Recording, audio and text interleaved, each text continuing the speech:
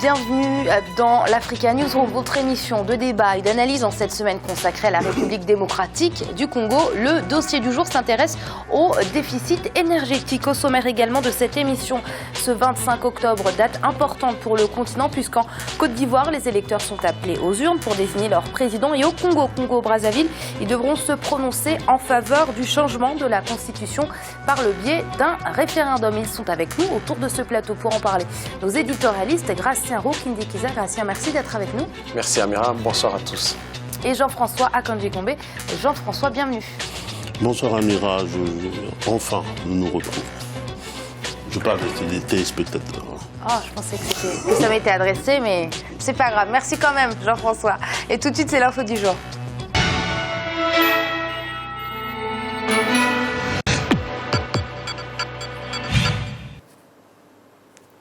Les Congolais se prononceront ce dimanche 25 octobre sur une nouvelle constitution qui ne cesse de diviser l'opinion publique.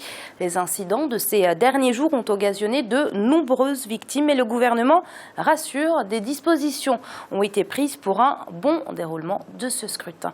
On fait le point sur la situation au Congo à 2 jours de ce référendum avec ce sujet de Deo Gracias Podo. À la veille du référendum du 25 octobre 2015, les acteurs politiques et ceux de la société civile congolaise restent divisés. Mardi 20 octobre, des heurts ont éclaté à Brazzaville et Pointe-Noire, la capitale économique du pays, faisant au moins 4 victimes selon les autorités. Un moindre bilan selon les contestataires qui maintiennent leur détermination à faire barrage à la tenue du scrutin, mais dans une démarche pacifique. La manifestation de l'opposition prévue ce vendredi à Brazzaville a été annulée. Les plateformes de l'opposition IDC et FROCAD, dont je suis l'un des membres, ont décidé de ne pas maintenir le mot d'ordre de la manifestation aujourd'hui, pas par capitulation, mais plutôt pour donner la chance à une préconisation de négociation qui serait en cours à l'initiative de l'Organisation des Nations Unies. Nous avons demandé aux citoyens de maintenir le calme, la vigilance, mais de rester toujours dans l'esprit de la désobéissance civile jusqu'à obtenir le retrait immédiat du référendum constitutionnel organisé ou demandé par le président de la République. Malgré les divisions, la campagne officiellement lancée vendredi 9 octobre s'achèvera ce 23 octobre à minuit. Les autorités se veulent toujours rassurantes. Les dispositions sécuritaires ont été prises pour un bon déroulement du référendum de dimanche. La campagne s'est déroulée normalement. Il y a eu des troubles qui ont été à la fois géographiquement localisés et qui n'ont pas concerné un très grand nombre de personnes. Mais au moment où nous parlons, la situation est totalement normalisée et la vie a repris son cours partout. Donc rien n'interdit la tenue du référendum. Je crois que le matériel électoral est acheminé en bonne et due forme par les autorités compétentes. La commission électorale et ses subdivisions locales est à pied d'œuvre. Les conditions matérielles, politiques, sécuritaires sont remplis pour la tenue du référendum. La situation au Congo à la veille du référendum suscite des inquiétudes au niveau local et au-delà du pays. Ces derniers jours, les appels au calme se sont multipliés. L'opposition accuse toujours le président Denis Sassou Nguesso de vouloir opérer un coup d'État constitutionnel, estimant que le projet qui sera soumis au référendum n'est pas celui d'une révision constitutionnelle, mais d'une nouvelle constitution. Jean-François, on ne va peut-être pas revenir sur la légitimité ou non de ce référendum. On en a beaucoup parlé autour de ce plateau, mais plutôt essayer de se concentrer sur la situation sur place au Congo. Est-ce une situation qui vous inquiète ? Vous avez raison, Amira, il n'est plus le temps de discuter du fond. On peut le réserver pour après. Aujourd'hui, nous sommes dans un temps qui est grave pour le Congo. On a vu les manifestations de ces derniers jours, même si le porte-parole du gouvernement dit que ces manifestations étaient localisées et concernaient peu de personnes. C'est quand même Pointe-Noire, c'est la deuxième ville du pays, c'est le poumon économique du pays. Et on peut dire que de Pointe-Noire à Brazzaville, ce qui est quand même une grande partie du pays, a été concerné par cela. Et quand bien même il n'y aurait pas eu des centaines de milliers de manifestants dans les rues, je crois qu'il y a un message politique qu'il faut écouter, qu'il faut savoir écouter. Je le dis d'autant plus s'agissant du président Denis Sassou Nguesso que, en Afrique centrale notamment, il a joué pas mal le rôle de médiateur dans des conflits qui étaient des conflits sanglants. Il doit savoir pouvoir faire, et la décision qui a été prise par l'opposition ou par les opposants au référendum est une décision que je trouve heureuse pour ramener un tout petit peu le calme, pour appeler à la négociation ou à des discussions. Il y a eu des morts.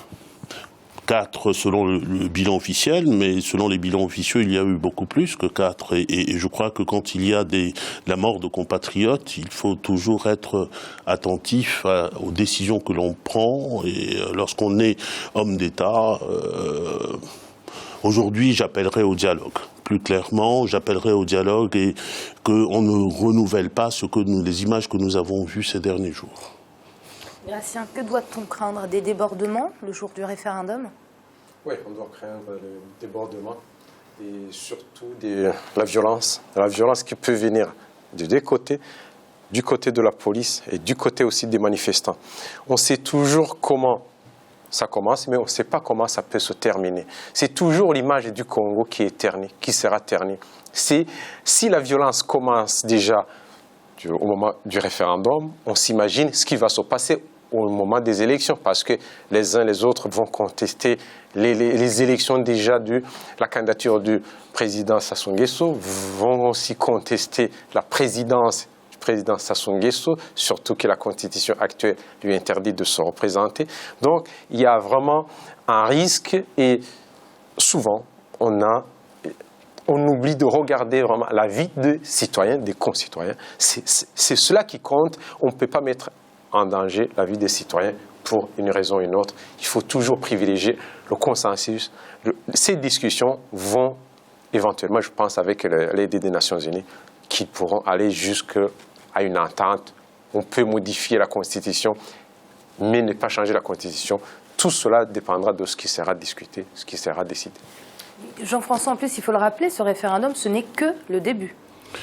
Précisément, le référendum n'est que le début, et lorsque l'appel au calme de Gratien et le mien, c'est aussi en se plaçant dans cette perspective-là que nous ne sommes qu'au début d'un processus et qui va conduire, on ne connaît pas l'avenir, mais qui, du point de vue du pouvoir aujourd'hui, devrait conduire au renouvellement du mandat, ou en tout cas à un nouveau mandat pour le président Denis Sassou Nguesso, ou du côté de l'opposition, conduire à une alternance. Mais dans les deux cas, ceux qui doivent exercer le pouvoir demain au Congo ont intérêt à ce que ce pouvoir soit exercé de façon pacifiée. Dans l'hypothèse où ce sont ceux qui sont aujourd'hui au pouvoir, nous avons entendu notamment les représentants du gouvernement parler d'une évolution des institutions pour un meilleur développement du Congo. Le développement du Congo ne peut pas se faire seulement à quelques-uns contre tous les autres. On ne peut pas. C'est pourquoi aujourd'hui le dialogue est plus que jamais nécessaire. Au moins quelques jours d'attente pour trouver une solution. Ce n'est pas le bout du monde. Les 2 jours qui restent, il n'est pas absolument nécessaire de passer en force. Et donc référendum au Congo ce 25 octobre et puis élection présidentielle en Côte d'Ivoire. Et pourtant, seuls 50% des cartes d'électeurs ont été retirées à 2 jours du premier tour. Un des taux de retrait les plus faibles a été noté à Abidjan, la capitale économique. C'est un sujet d'Alioune Guindo. 55%, c'est le taux de retrait des cartes d'électeurs à l'issue du délai fixé par la Commission électorale indépendante en Côte d'Ivoire. Ce chiffre a été dévoilé ce jeudi. Selon le vice-président de la CEI, il n'y a pas lieu d'être surpris ni déçu dans la mesure où les électeurs peuvent encore récupérer leurs cartes d'électeurs le jour même du scrutin. Un point de vue que ne partage pas la société civile, qui explique un tel résultat par la non-implication de cette même société civile dans la sensibilisation des opérations de retrait des cartes d'électeurs. Les gens peuvent ne pas avoir envie de voter, mais nous savons aussi que par le passé, les organisations de la société civile avaient été associées à la sensibilisation pour le retrait des cartes d'électeurs, mais cette année, cela n'a pas été fait, donc il n'y a pas un engouement pour le retrait des cartes d'électeurs, car les électeurs ne sont pas sensibilisés. Fait marquant relatif au taux de retrait des cartes d'électeurs, le contraste existant entre les différentes zones géographiques. Alors que les Ivoiriens inscrits sur la liste électorale avaient jusqu'au mercredi 21 octobre 2015 pour retirer leurs cartes d'électeurs, un des taux de retrait les plus faibles a été marqué à Abidjan, la capitale économique du pays. En attendant une cartographie exacte de la distribution des cartes d'électeurs, les politiques ivoiriens ne perdent pas l'espoir de distribuer d'autres cartes d'ici le jour du scrutin présidentiel. Beaucoup d'Ivoiriens se sont sentis exclus d'une part, et de d'autre part, il y a une marque de désintérêt totale à la chose politique, voire à la chose électorale aujourd'hui. Peut-être que les données pourront changer parce qu'on a quand même 24 heures avant le premier tour du scrutin. J'ai le fort sentiment que les choses pourront évoluer plus tard. Mais bon, si ça évolue, tant mieux.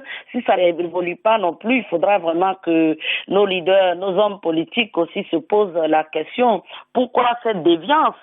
Je vous ramènerai rapidement à l'ouvrage de Pierre aux Avalons sur la contre-démocratie, la politique à l'âge de la défiance. Est-ce qu'aujourd'hui les Ivoiriens, les citoyens ivoiriens s'inscrivent dans cette logique de défiance? Toute la question aujourd'hui se pose et ce scrutin est un enjeu capital. Au soir du 17 octobre 2015, le taux de retrait des cartes d'électeurs était de 9%. Le 21 octobre 2015, il est passé à 55% selon la Commission électorale indépendante. Au premier tour de la présidentielle 2010, 80% des électeurs ivoiriens avaient accompli leur devoir citoyen. Et Jean-Marie Bitomo, notre éditorialiste, nous a rejoint. Jean-Marie, bienvenue. Bonsoir Amiral, bonsoir à nos téléspectateurs et je m'excuse pour mon retard. Pour vous excuser, vous allez commencer ce débat. Jean-Marie, comment on peut expliquer ce faible taux, 55% seulement des électeurs qui auraient retiré leur carte à seulement 2 jours du scrutin? C'est encore de l'inorganisation chez nous en Afrique, dans la mesure où on sait très bien les dates auxquelles les élections devraient se dérouler. En amont, vous n'avez aucune prédisposition qui est prise pour que cela se passe dans un environnement relativement calme. Donc, les gens, les gouvernants qui sont en place ont toujours du mal à faire ce qu'on appelle de la prospective, tout simplement. C'est la prospective qui manque ici, là.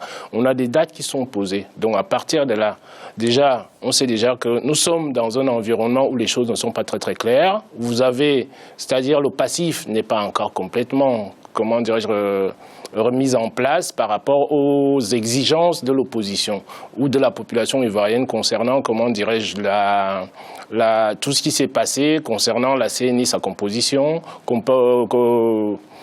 regardant de plus près ce qui se passe au niveau du consensus national qui n'y est pas. Donc je pense que là, c'est encore de l'impréparation comme nous sommes habitués en Afrique avec nos gouvernants.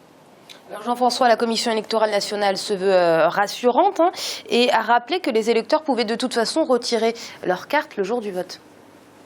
Alors c'est la politique de l'autruche ou du général Coué, si on veut.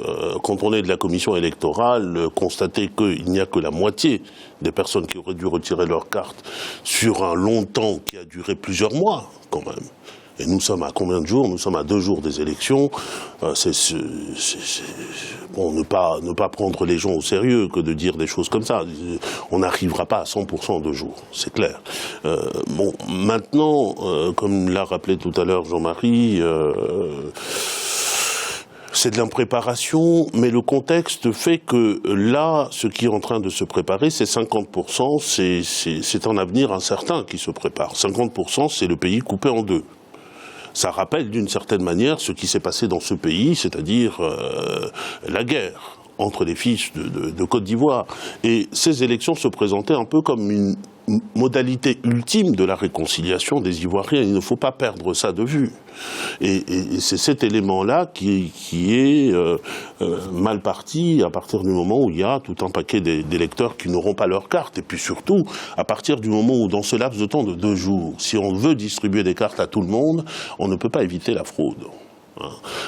Et là, il y a quelque chose qui est en train de se jouer qui peut porter ombrage sur les résultats qui vont arriver demain. Bon, cette campagne se termine un peu en queue de poisson quand on voit ceux qui démissionnent, pour l'ancien Premier ministre Kolambani, quand on voit que les cartes n'ont pas été distribuées.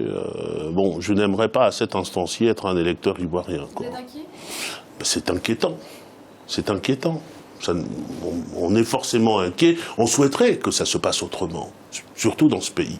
On souhaiterait que ça se passe autrement, que les Ivoiriens se réconcilient, que les Ivoiriens aillent aux urnes avec la certitude que la voix qu'ils vont porter sur un candidat quel qu'il soit va être ce qui va ressortir, déterminer l'avenir de leur pays et de leur président. Mais on n'en prend pas la voix, malheureusement, quel que soit le pays africain dont nous parlons aujourd'hui, s'agissant d'élections, on n'en prend pas la voix du tout. Très, très rapidement, vous partagez les inquiétudes de Jean-François ? Oui, bien sûr. C'est très inquiétant. S'il y a 55% des gens qui ont retiré leur carte, on s'imagine qu'il va y avoir environ 10% 15% des gens qui ne vont pas se présenter pour voter. Donc, le président pourrait être élu par, en moins, au niveau des gens qui vont voter en ce moment, 45%. C'est-à-dire que moins de la moitié de la population. S'il est élu, s'il a 70%, donc il aura pratiquement dans les 35% de la population qui ont voté pour lui. Ce n'est pas rassurant pour diriger un pays. Surtout pour la Côte d'Ivoire. Surtout pour la Côte d'Ivoire, un pays qui dont a on connu connaît des le passif. Ouais. Et c'est l'heure de marquer une courte pause. On se retrouve très vite pour la suite de l'African Zoom et le dossier du jour consacré au déficit énergétique en République démocratique du Congo. A tout de suite.